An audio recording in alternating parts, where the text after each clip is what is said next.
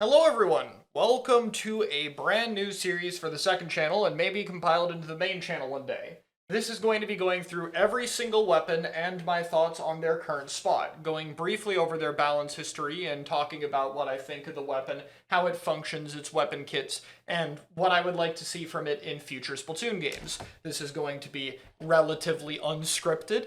I'm just kind of standing here and rambling, but I think it'll be kind of fun to take a look back through everything in about as much detail as I can possibly think up on the spot. So yeah, we're going to start today with the spray shooters being the Splattershot Junior, Aerospray MG, Splooshomatic, and the Splattershot Nova.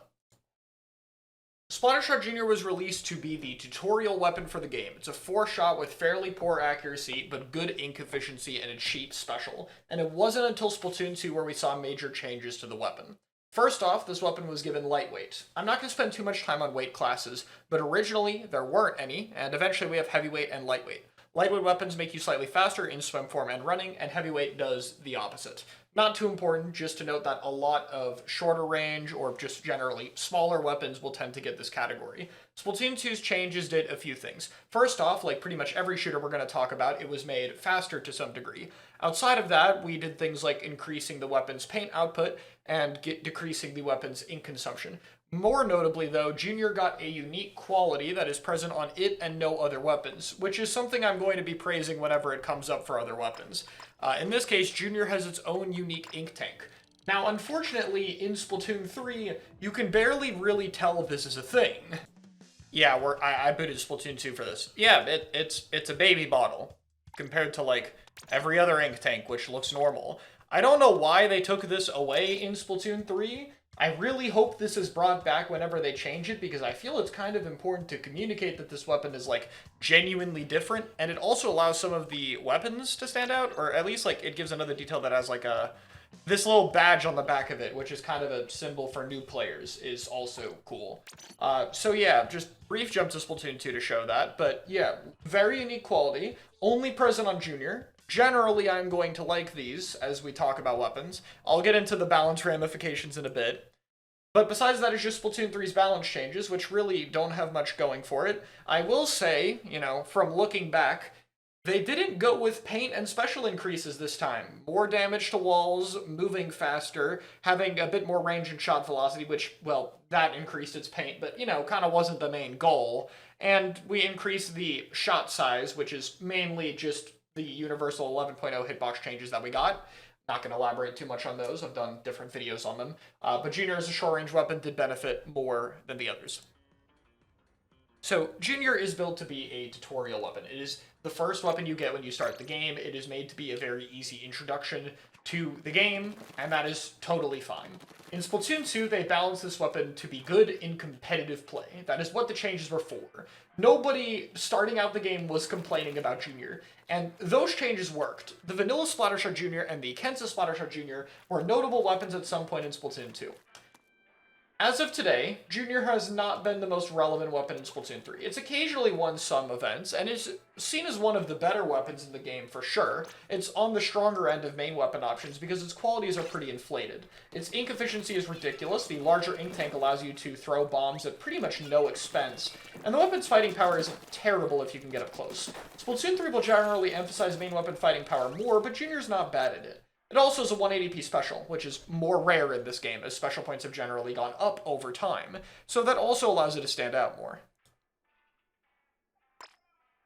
My thoughts on this weapon really come down to one main thing. I do not think every weapon should be good in competitive play. I think trying to balance every weapon for competitive play is bad for the game. Some weapons are going to be better for competitive play than others. In the same way I think some weapons are better for beginners, or some weapons are better for other specific situations of players.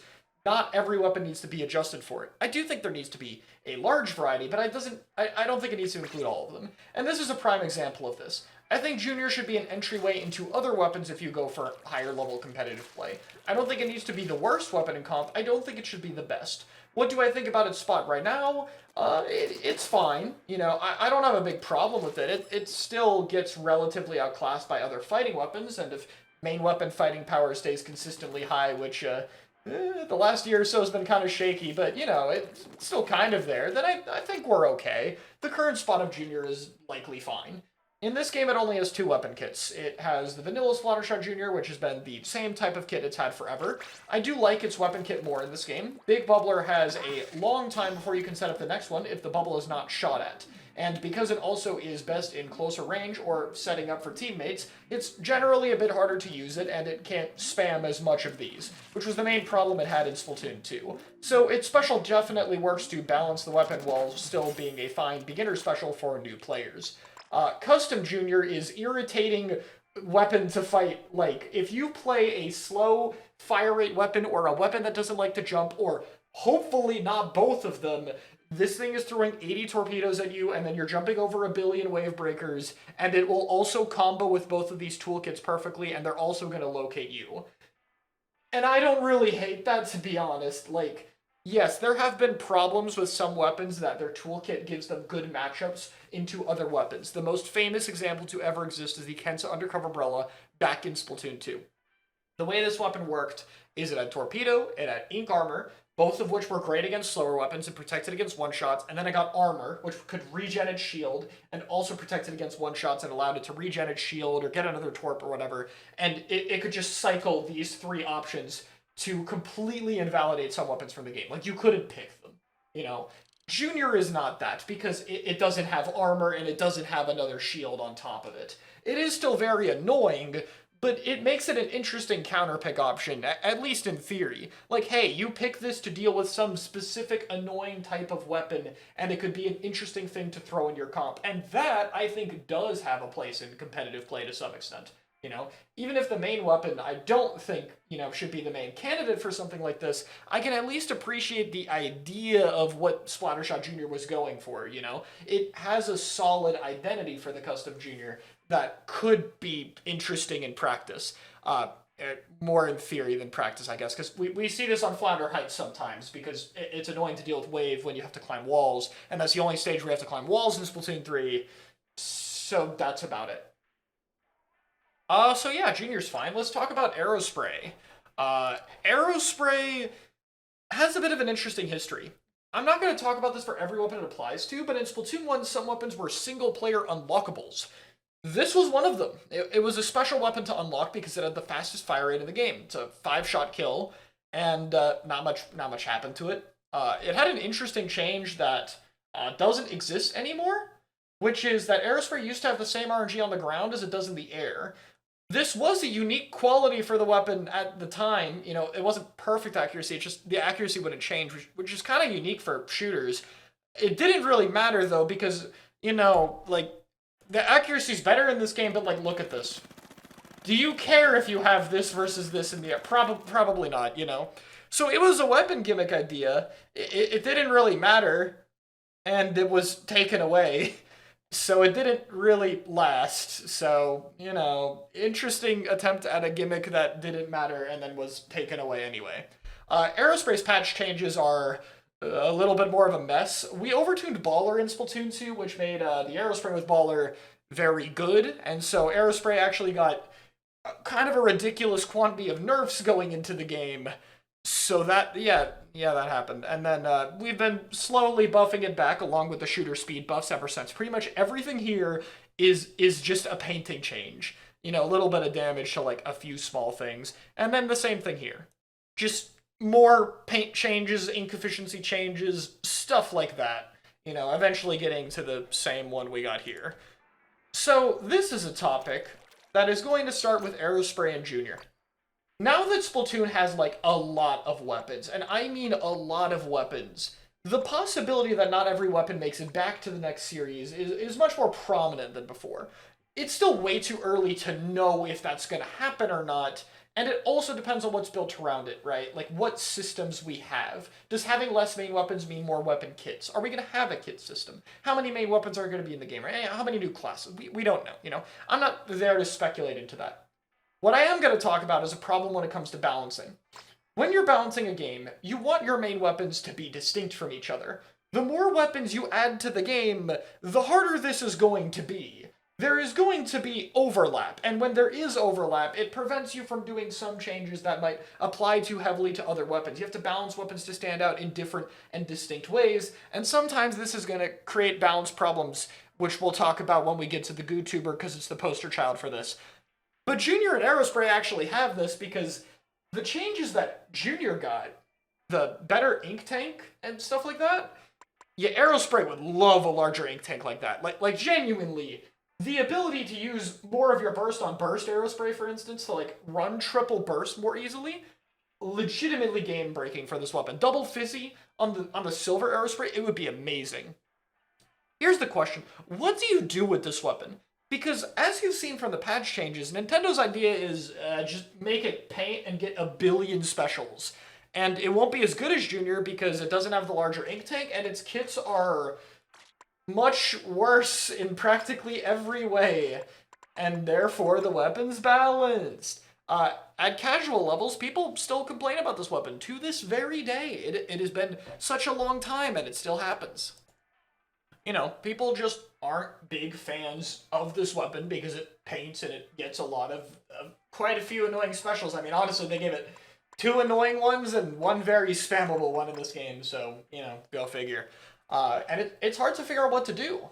The main reworks you would do for Aerospray would be to make it more of a fighter to stand out from Junior, which is, you know, not a fighter. But if you make it a fighting type weapon with something like good accuracy in the air or something like that, I don't know, like some change to allow it to fight better, you kind of rip it away from its very casual rooted turf the floor well playstyle.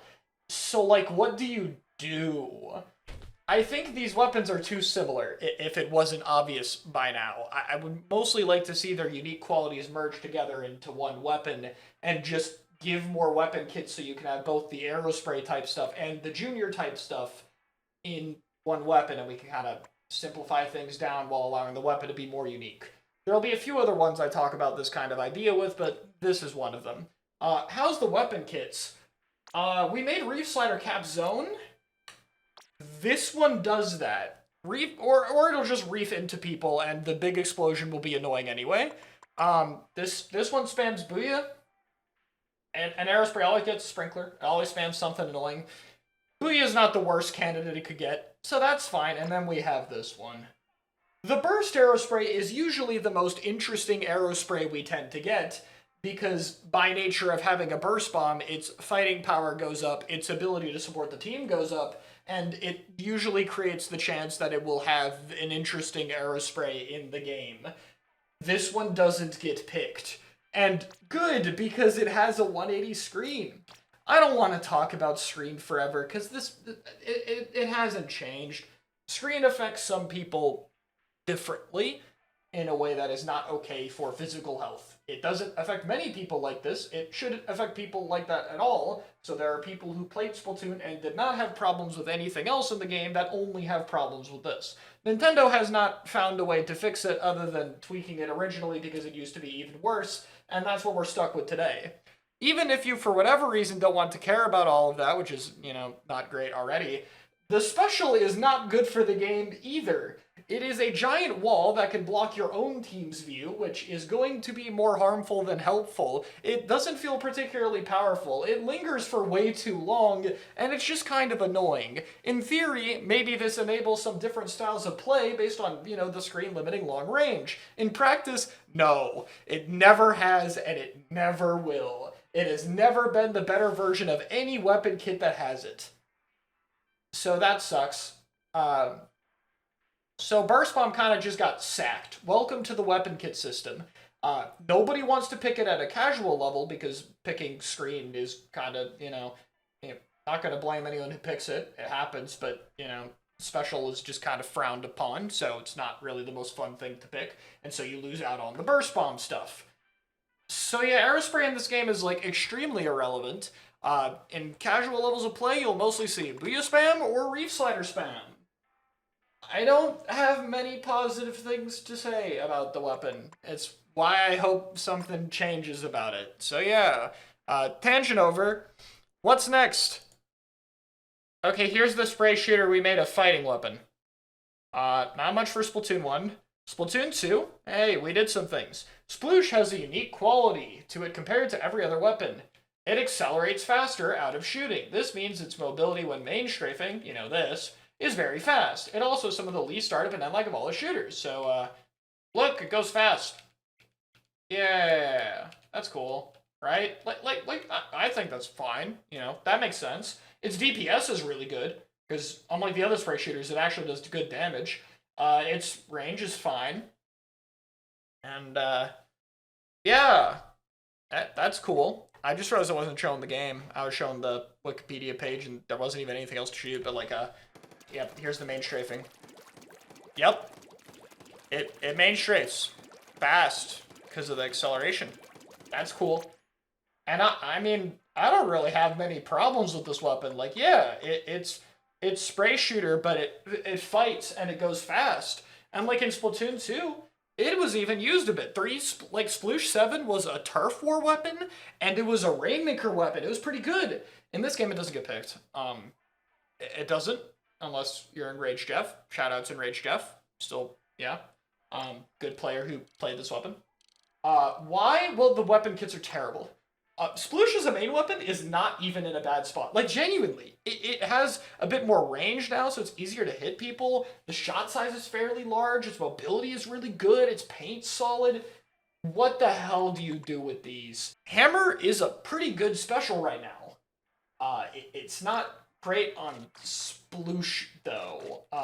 Look, the best weapons with Hammer typically have some other way of fighting that isn't running directly into the opponent's face, you know? That way there's a bit more mix-up options with the special. Like, you know, Brush can get into some unique angles and threaten to throw it when it's behind the enemy team, or Mini Splatling might use its burst bombs and then throw the hammer, or, you know, Wellstream could use it on people who are rushing the weapon down, or Splatana Wiper has, like, mid-range attacks.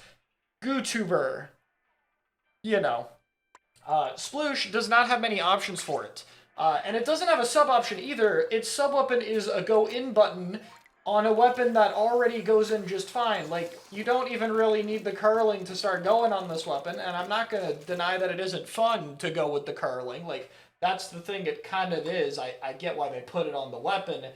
It's fun, it just doesn't really, it's not really the most needed tool. And that's the better kit because the other one is this one.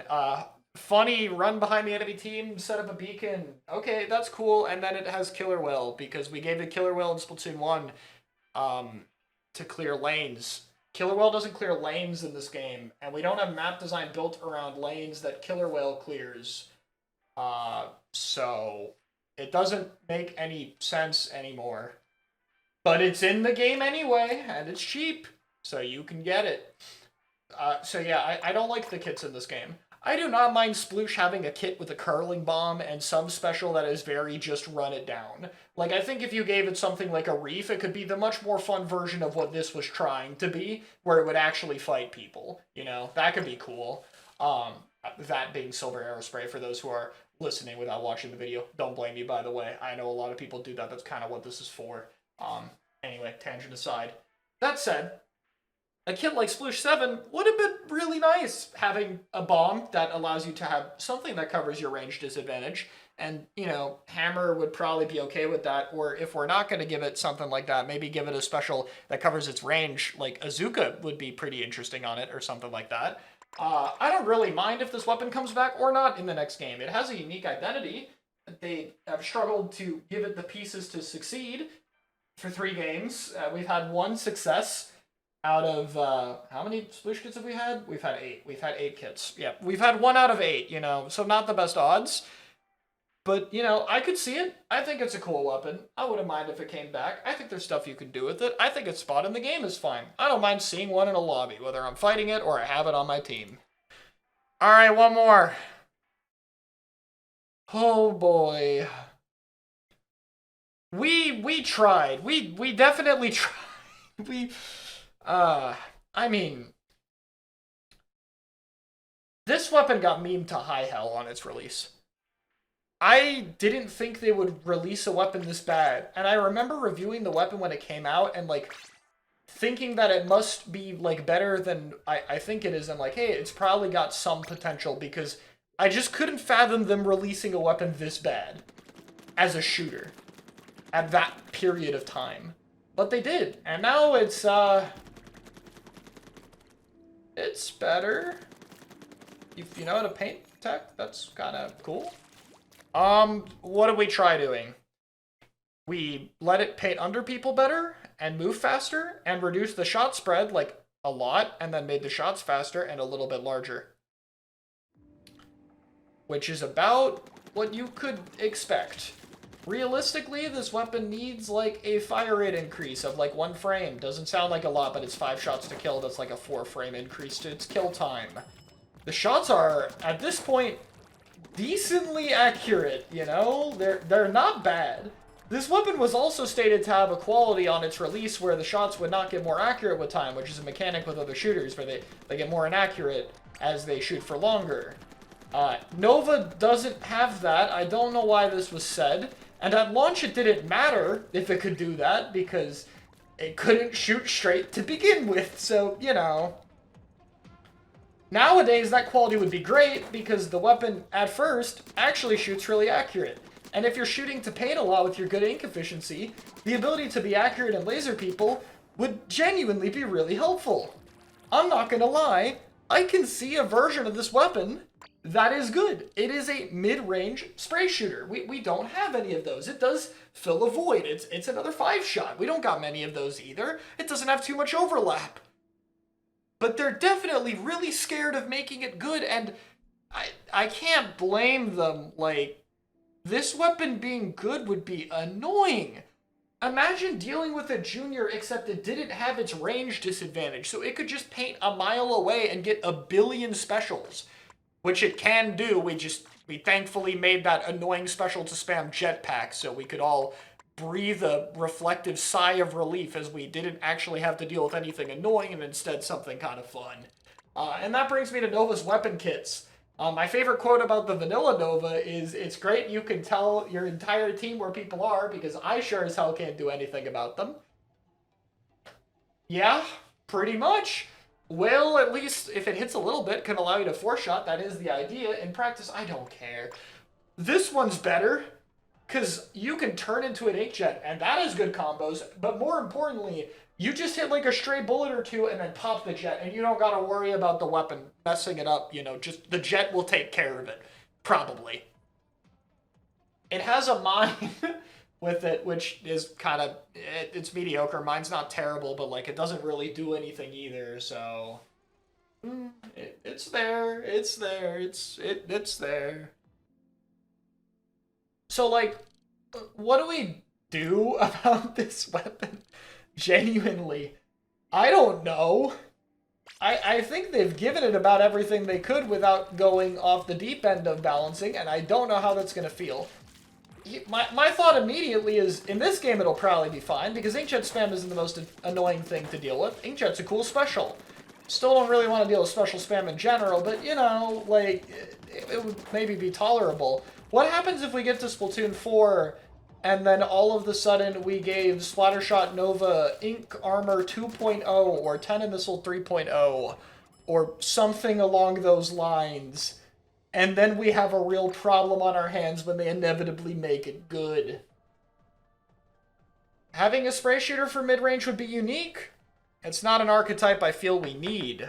I wouldn't terribly mind if this weapon disappeared after Splatoon 3, you know?